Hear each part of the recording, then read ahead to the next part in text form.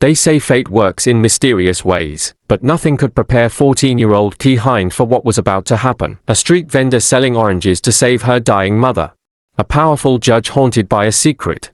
And one desperate moment that would reveal a truth so shocking, it would destroy everything they thought they knew. This is the story of how a girl's cry for help exposed a 15-year-old betrayal, and changed 3 lives forever. The morning sun painted Ojuelegba Market in golden light. 14-year-old Kehinde balanced oranges on her head, her school uniform peeking from under her wrapper. Fresh oranges, sweet like honey. This was survival in Lagos. Sell fruit before school. Help Mama earn enough for one more day.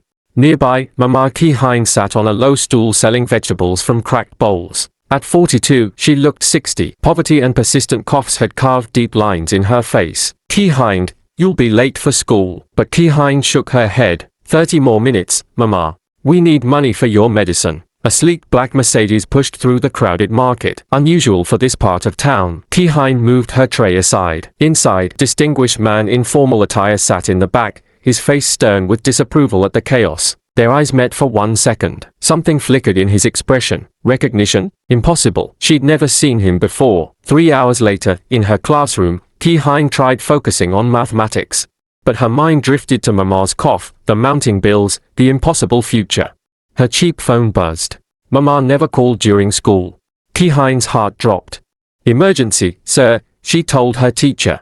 Mr. Okafor nodded grimly. Kehinde ran. Kehinde found a crowd at their stall. Mama Kehinde lay on the ground, convulsing, foam at her lips. Vegetables scattered in dirt, precious livelihood destroyed. Mama, Kehinde screamed, dropping to her knees, cradling her mother's head. Someone call ambulance. No money for ambulance, voices muttered. This is Lagos. She'll die first. The same Mercedes appeared again. This time, it stopped. The back door opened. Justice Adebayo Olusola, one of Nigeria's most feared high court judges, stepped out. His driver protested about important meetings. But the judge's eyes locked on Kehinde's desperate, tear-filled face. Those eyes. Something about those eyes haunted him. My mother is dying. Please, sir, help us, Kehinde begged. Justice Adebayo stood frozen, staring at this child. Then he barked orders. Get her in the car. Now. Lagos Teaching Hospital. Emergency. Move. The driver protested. I said now. Together they lifted Mama Kehinde.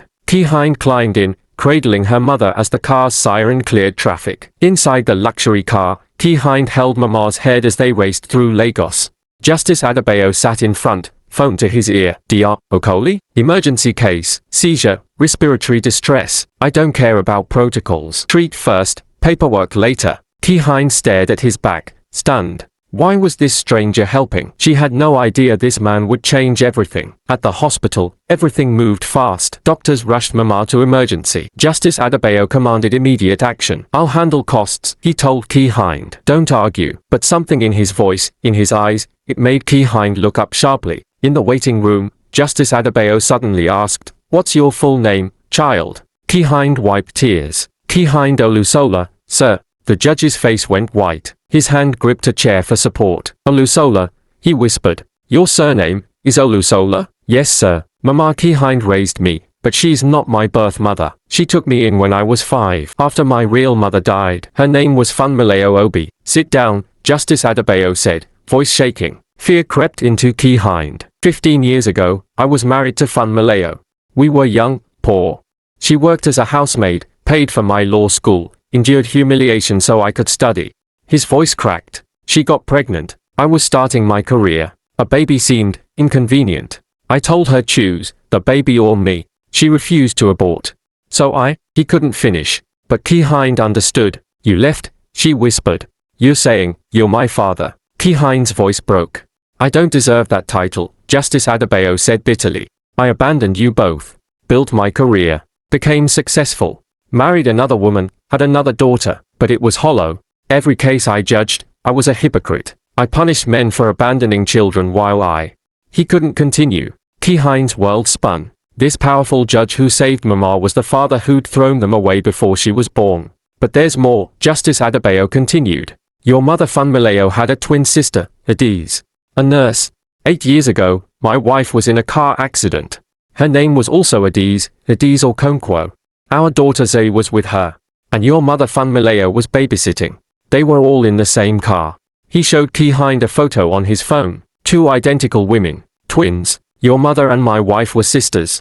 You're not just my abandoned daughter. You're my late wife's niece. The accident killed everyone, they told me. My wife, my daughter, your mother, all gone. But somehow you survived. Your mother must have protected you with her body. She died days later from injuries, but first she got you to Mama Kehinde. She saved you with her last strength. Kehinde's hands trembled. Mama Kehinde has been lying in that hospital bed because she worked herself sick raising your daughter. While you lived in luxury, she sold vegetables. While you wore robes, she wore herself out for me. You're 14 years too late. Kehinde's voice rose, then dropped as people stared. Mama Kehinde gave me everything. Sold her jewelry for my school fees. Went hungry so I could eat. She's sick because she destroyed her body for me. Where were you? When I wore the same uniform 3 years straight. When we ate gari and salt for dinner. When I sold oranges just to survive. Justice Adebayo sat silent, tears flowing freely. I have no defense, he whispered. You're right. I'm too late. Unforgivable. A doctor interrupted. Miss Olusola? Your mother's stable. But I must be honest, advanced tuberculosis, severe malnutrition. Her lungs are badly damaged. She needs aggressive treatment. Without it. The doctor's kind eyes finished the sentence. How much? Kehinde asked, knowing the answer would crush her. Minimum 300,000 naira. Full treatment and hospital stay. Kehinde's legs gave out. Justice Adebayo caught her. For the first time ever, her father's arms held her. I'll pay everything, Justice Adebayo said firmly. Hospital bills, medicines, home care, everything. I don't want your guilt money. Kehinde tried pulling away. I know, he said softly, but do this for the woman who saved you, who loved you when I was too selfish. Let me give her what she earned through 14 years of sacrifice. Let me give her life. Kehinde thought of Mama fighting for breath. Pride demanded she refuse, but love demanded she accept. Kehinde thought of Mama Kehinde lying in that bed, fighting for every single breath.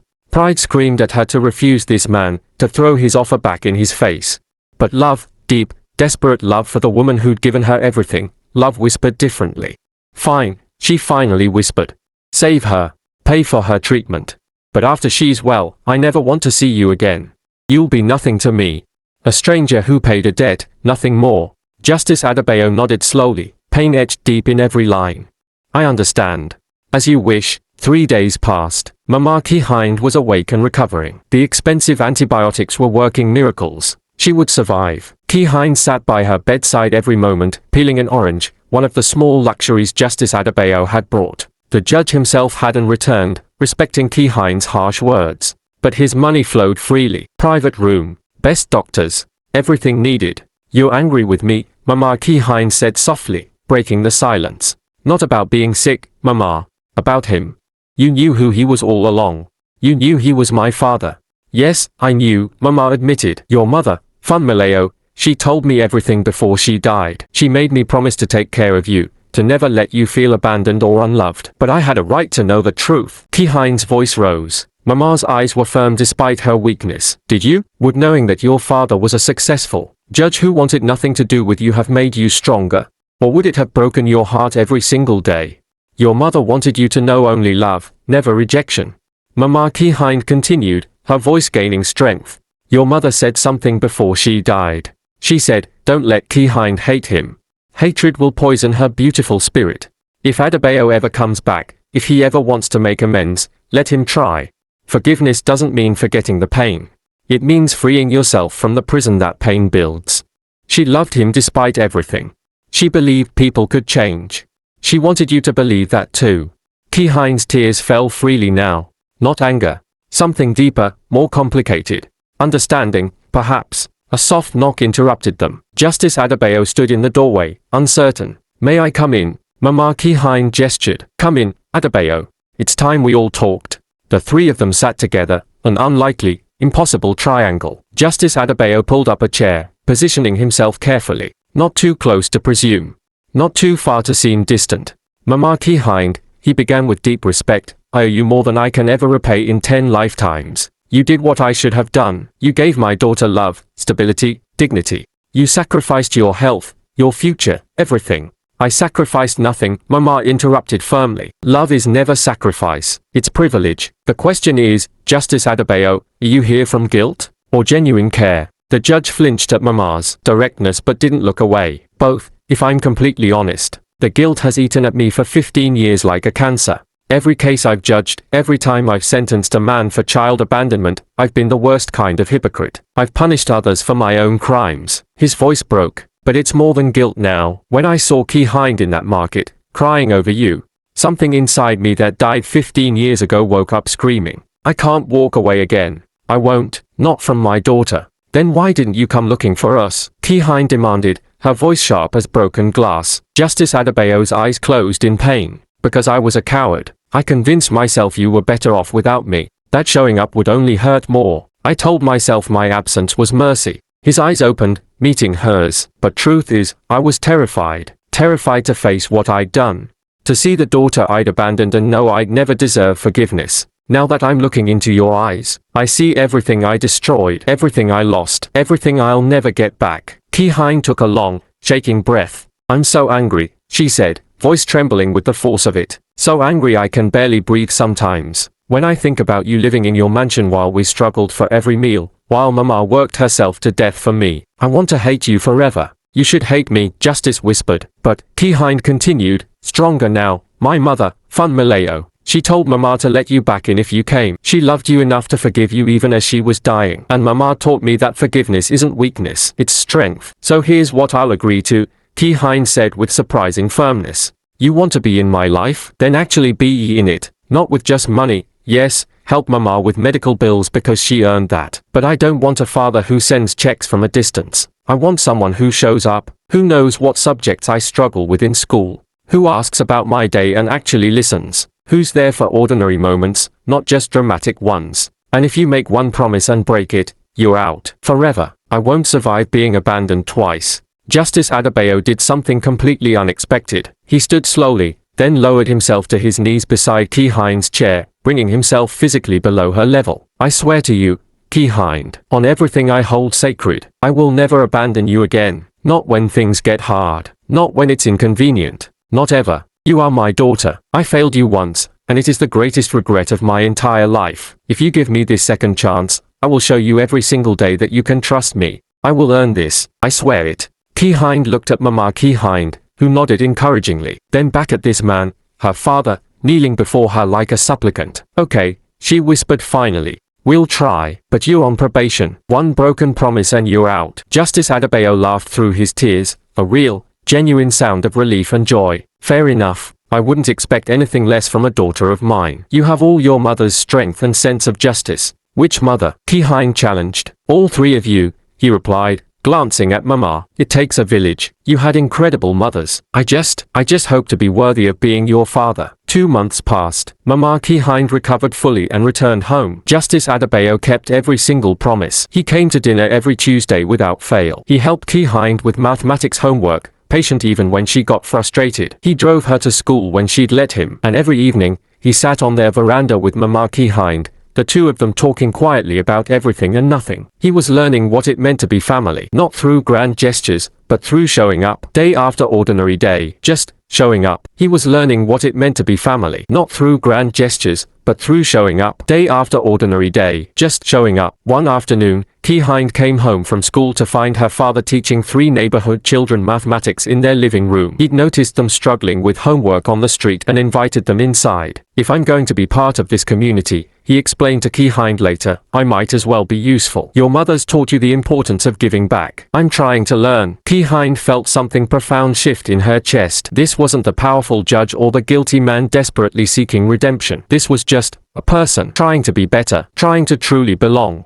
That evening they cooked together. Justice Adebayo was learning to cook with disastrous but endearing results. As they worked side by side, he asked quietly, what did your mother, your Aunt Adise, tell you about me before she died?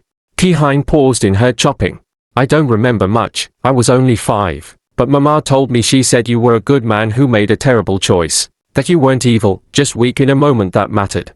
And that if I ever met you, I should judge you not by who you were then, but by who you became after.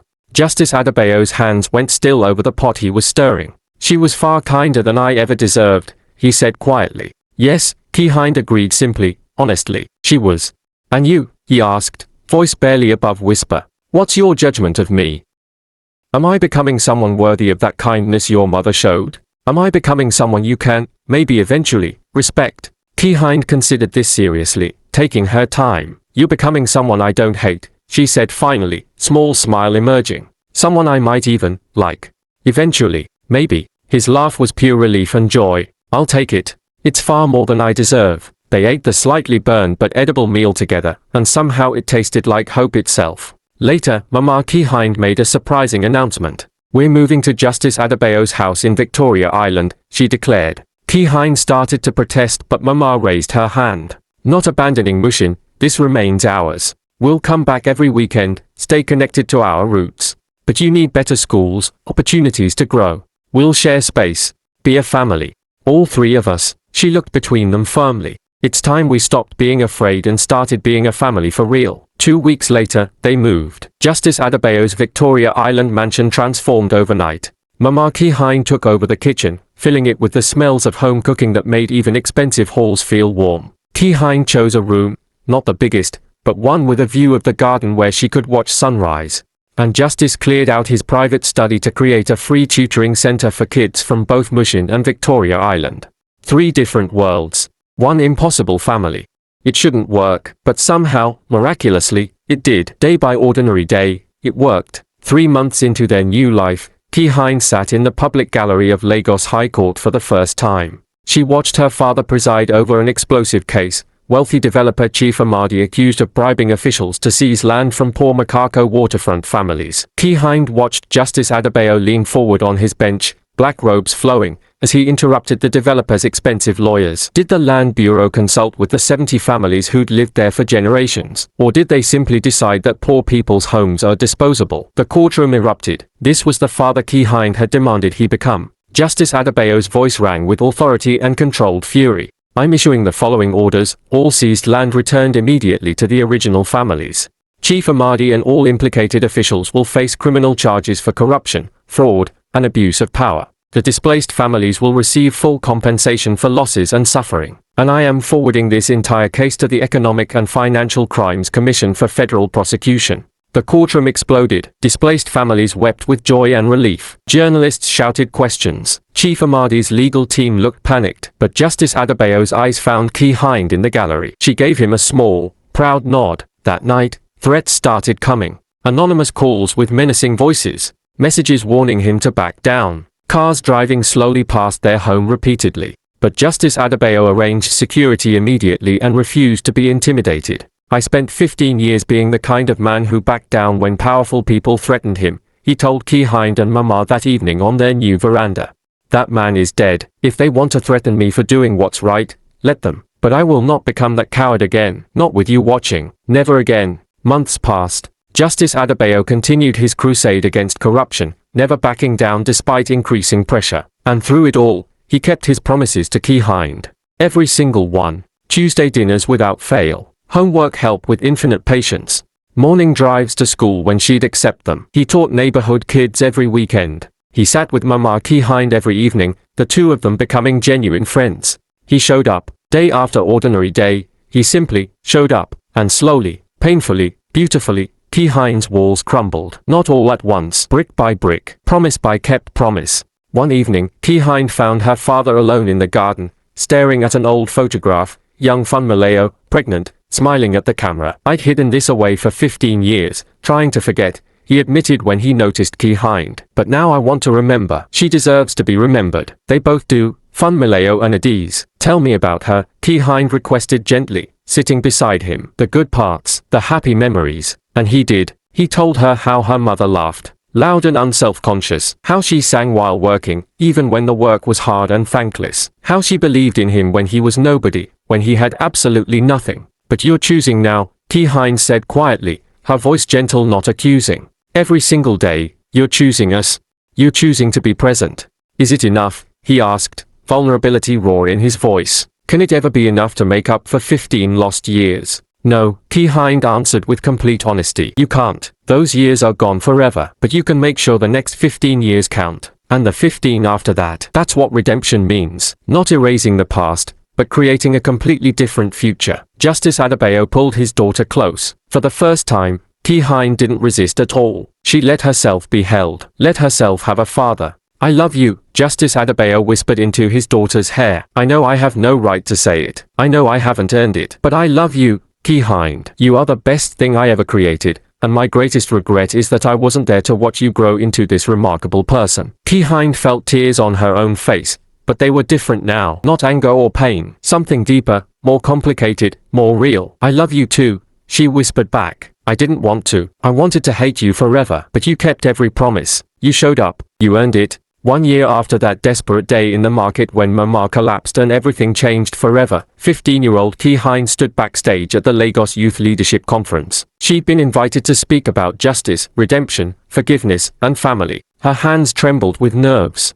But Mama Kehinde adjusted the beautiful dress she'd made, mixing traditional Nigerian fabrics with modern styling, while Justice Adebayo stood beside them both. Just tell them the truth, he said gently. That's all anyone can ever ask. The messy, complicated, beautiful truth. Ladies and gentlemen, the announcer's voice rang out, please welcome Miss Kehinde Olusola. Kehinde walked onto the stage into blinding lights. The auditorium was absolutely packed. Students, teachers, government dignitaries, activists, journalists, hundreds of people waiting to hear her story. In the front row, sitting side by side, sat her family, Mama Kehinde and Justice Adebayo, both with tears already in their eyes. Kehinde gripped the podium, took a deep breath, and began. My name is Kehinde Olusola. 1 year ago, I was a street vendor selling oranges to afford my mother's medicine. My father was a stranger who'd abandoned me before I was even born, and justice was something I'd heard about but never believed actually existed. Kehinde continued, her voice growing stronger with each word. People ask me if I've truly forgiven my father.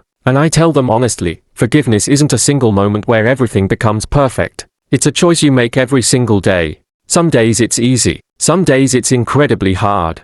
Some days I'm still angry about the 15 years we lost. But every single day, I choose to believe that people can change fundamentally.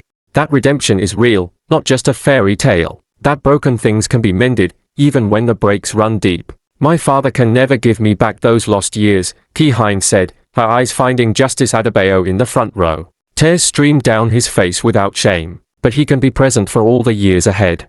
And he is. Every single day, he shows up. Every day, he proves that his promises weren't empty words but genuine commitment. And every day, I learn that family isn't just about blood or biology. It's about choice. It's about showing up even when it's hard.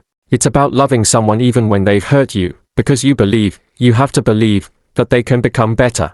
So here's my challenge to everyone in this room, Kehinde declared, her voice ringing with conviction. Whether you're a student, a teacher, a government official, or someone just struggling to survive like I was, ask yourself this question. You becoming who you should be? Are you using whatever power you have, however small, for good? Are you choosing integrity even when it's dangerous or inconvenient? Because change doesn't happen through grand gestures. It happens through daily choices, through showing up, through keeping promises, through refusing to give up on people, even when they've given up on themselves. My name is Kehinde Olusola, she concluded powerfully. I'm the daughter of 3 incredible parents, Funmilayo, who gave me life, Adiz, who saved it with her own body, and Mama Kehinde, who raised me with love when no one else would. And I'm also the daughter of Justice Adebayo, a man who made terrible mistakes but is spending every single day trying to make amends. She paused, tears streaming freely now. I'm a street vendor and a judge's daughter. I'm from Mushin and Victoria Island. I'm angry and I'm forgiving. I'm all of it,